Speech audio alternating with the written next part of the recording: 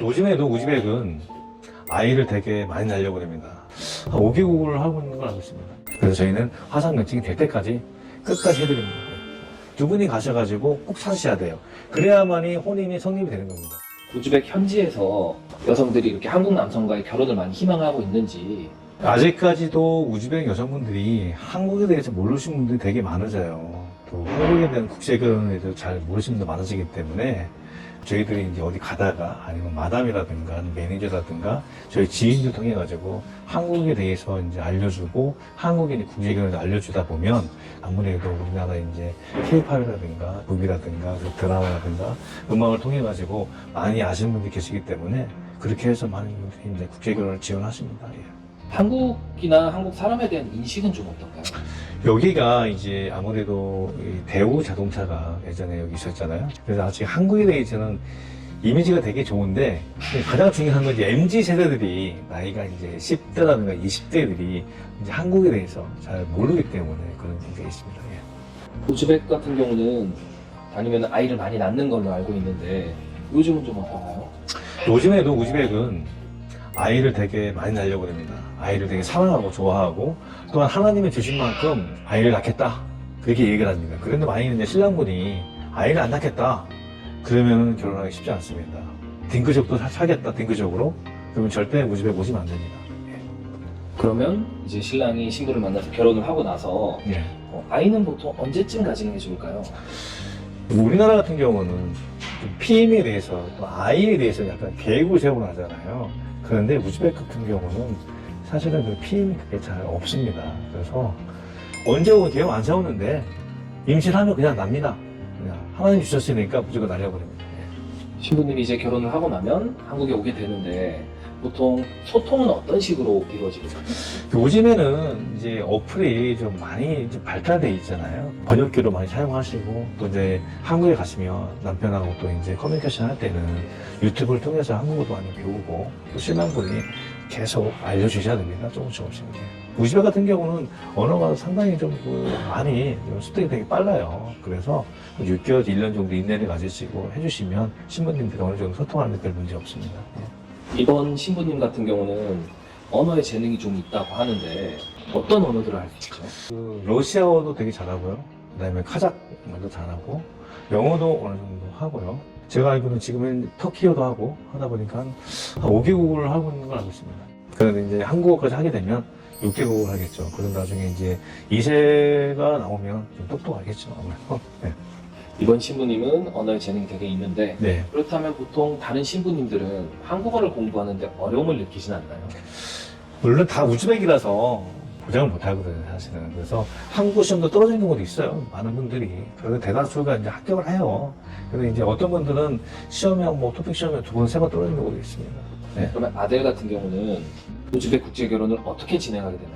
저희 같은 경우는 이제 그 고객님들하고 같이 먼저 전화 상담하고 아니면 방문 상담해서 서로 이제 알아가고 파악을 하고 난 다음에 저희들이 이제 그 부분을 이제 그 신랑님의 개인 정보 동의를 받아가지고 우즈벡에 저희들이 보냅니다. 사진하고 같이. 그래서 우즈벡 여성을 한 5분, 6분 정도 아니면 많으면 10분 정도 여성들이 지원자가 나타나거든요. 그 신랑분하고 한번 화상 한번 해보겠다 하시는 분들이 나오시거든요. 그러면 저희들이 이제 이제 여성분하고 같이 날 잡아서 화상 매칭을 먼저 합니다. 그 중에 딱 일단 한 분 정도를 선택하셔가지고 저희 같은 경우 한 달 정도 SNS로 이제 메시지 주고받고 저희들이 이렇게 진행을 하고 있습니다. 첫 번째는. 네. 화상 같은 경우는 보통 몇 명 정도의 여성과 하게 될까요? 보통 이제 신랑에 따라서 아니면 또 뭐 우즈벡의 컨디션에 따라 다르겠지만 보통 한 6, 7분 아니면 10명 정도 해서 화상 마스를 시작합니다. 그러면 혹시라도 10명이랑 화상을 했는데 그 중에 내가 좀 마음에 드는 여성이 없다 이런 경우에는 어떻게 해야 될까요? 그러면 또 다시 찾습니다. 남성분이 원하는 니즈에 맞는 여성을 찾기 위해서 저라든가 아니면 저희 스태프들이 또 우즈벡 내에서 같이 또 발로 뛰어서 여성분을 찾아냅니다. 네. 그래서 저희는 화상 매칭이 될 때까지 끝까지 해드립니다. 그러면 화상 매칭을 한 다음에 과정이 어떻게 될까요?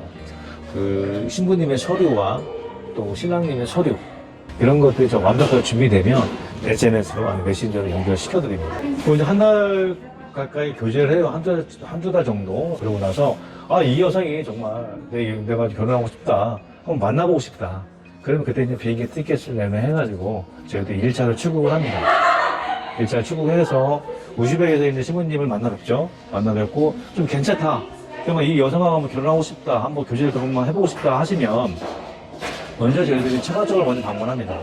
처가쪽 가서 먼저 부모님하고 인사하고 그 가정 환경을 받아보고 어떻게 자라왔는지 아니면 또 집에 또 빛이 있는지 뭐 여러 가지 이런 부분 저희들 다 체크를 하고 또 서로 이제 그 장의자분님한테 인사도 하고 허락도 받고 그렇습니다. 방금 남성분 같은 경우는 서류를 준비해야 된다고 하셨는데 어떤 서류 준비가 필요할까요? 남성분 같은 경우는 이제 범죄 경력이라든가 혼행관계 증명서라든가 건강검진이라든가 재수증명서 이 부분이 필요합니다. 그럼 출국하게 되면 출국 일정은 며칠 정도로 해야 될까요? 보통 저희들이 이제 4박 5일 일정으로 옵니다. 1차 출국하실 때는요. 저희들이 이제 서로 결혼 약속을 하고 난 다음에 작스에 가서 혼인신고를 먼저 합니다. 우즈벡 같은 경우는 작스에 두 분이 가셔가지고 혼인신고를 하시고 나면 한 달에서 3개월 이내에 두 분이 가셔가지고 꼭 찾으셔야 돼요. 그래야만이 혼인이 성립이 되는 겁니다. 근데 만에 하나 뭐 신부라든가 신랑님 혼자 가셔서 찾으면 절대 찾을 수 없습니다. 방금 작스라고 얘기하셨는데요. 작스가 뭘까요? 혼인청입니다. 예. 작스에서 이제 혼인신고를 다 마치고 나서 데이트를 많이 해봅니다. 그러면 다시 이제 한국 들어가셨다가 성격도 파악해보고 한 달 정도 교제하다 보면 어느 정도 알게 되거든요. 그랬을 때 확실하게 이 여성과 결혼을 하겠다. 함께 부부가 되겠다 하시면 그때 2차로 출국하시면 됩니다. 예. 2차 출국 때는 일정이 어떻게 될까요? 2차 출국 때는 이제 4박 5일 일정으로 가시거든요. 첫 번째는 이제 작스에 가셔가지고 혼인관계 증명서를 서로 찾습니다. 그러고 난 다음에 다시 이제 결혼식을 합니다. 결혼식 하시고 나서 합방하십니다. 네. 2차 출국까지 마치면 이제 신부님 같은 경우는 언제 어떻게 입국을 하게 될까요? 신부님 같은 경우는 이제 한국어 시험을, 토픽 시험을 1급을 합격을 하셔야 되거든요. 그래서 세종어학당이라든가 아니면 한국어학당에 다니면서 토픽 시험을 준비하게 됩니다. 그 기간이 보통 한 6, 7개월, 7, 8개월 정도 걸립니다. 예. 한국어 시험만 합격하면 한국에 이제 바로 입국할 수 있는 건가요? 한국어 시험을 합격하면 이제 신랑님이 맞춰가지고 한국에서 혼인신고를 하고 비자서를 준비해가지고 우즈벡에 보내면 이제 대사관에 접수를 하거든요. 비자 나오는 기간이 한 40일에서 45일 정도 걸립니다. 한국에 가게 되면 뭐 의사소통이라든가 다른 문화에 대해서 어려움을 좀 겪을 수도 있는데 혹시 아델에서 도움을 주는 부분이 있을까요? 그게 되게 많죠. 이제 보통 신부님이 한국에 들어오시면 보통 한 달에서 한 6개월 정도 사이가 가장 힘들어요. 그 사이에서 많이 싸워요. 저희 같은 경우는 통역분들 모시고 저희들이 통역 직원을 데리고 가서 그 같이 식사도 해보고 또 어떤 문제가 있는지 없는지 저희들이 체크를 다 하거든요. 그래서 한 달에서 한 3개월 정도는 집중적으로 저희들이 케어를 해주고 있습니다. 예. 그러면 신부님이 한국에 입국해서 한 달에서 뭐 한 3달 정도를 많이 힘들어한다고 하는데 어떤 부분들을 가장 힘들어하나요? 가장 힘들어하는 부분이 시차겠죠. 아마 여기 우즈벡하고 한국은 4시간 정도 차이가 나거든요. 그래서 어떤 신랑분들 같은 경우는 신부가 매번 잠만 자니까 왜 이렇게 게으르지? 왜 그럴까? 막 그러면서 싫어하는 경우가 있거든요. 근데 평생 우즈벡에 살아왔는데 그러다 보니 한국에 오면 한 3개월 정도는 아마 굴곡을 할 겁니다. 계속 잠만 자고 그럴 거거든요. 그런 부분을 좀 이해해 주시고 배려를 해 주셔야 됩니다. 예.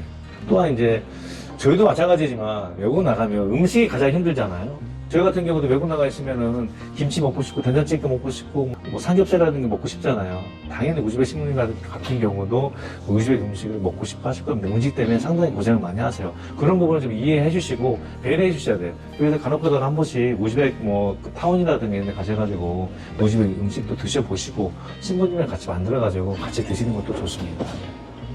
그럼 반대로 신랑이 좀 신부와 지내면서 힘들어하는 부분도 있을까요?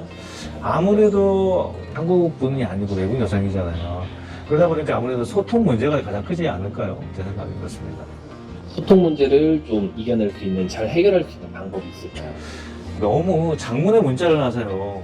번역기가 맞는 건 아니거든요. 근데 자꾸 장문의 문자를 해가지고 소통했다 하는데 외국 여성분들 같은 경우는 잘 이해 못하지만 그래도 남편 눈치라는 여러 가지 많이 보잖아요. 이해 못한 상황에서 다 이해한 것처럼 yes, yes 얘기를 합니다. 그러면 다 이해했다고 생각을 해서 나중에 또 싸우게 됩니다. 그런 부분에 있어서. 좀 시간을 두시고 좀 배려하시면서 천천히 아이들한테 얘기하듯이 한 3개월에서 6개월 정도만 하시면 어느 정도 극복하십니다.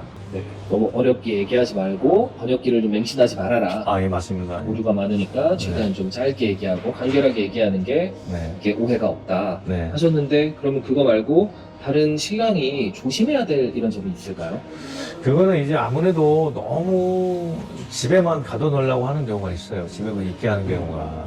그런 경우도 좀 신부님이 답답하지 않을까요, 사실은. 또 물론 너무 바깥에 나가는 것도 문제가 되는데, 좀 쉬는 날 같은 경우는 같이 손잡고, 뭐 이제 서울 시내라든가 아니면 지방에 있으면 지방에 또 관광지라든가 이런 데 가셔가지고 맛있는 것도 먹고 구경도 시켜주고 그런 게 좀 필요합니다. 왜냐면 또 이제 외국에서 한국에 들어오셨는데, 그러면 여러 답답하잖아요. 그럼 쉬는 날 잠만 주무지 마시고 같이 손잡고 나가셔가지고 구경하시면서 맛있는 거 드시고, 그걸 저희도 추천드립니다.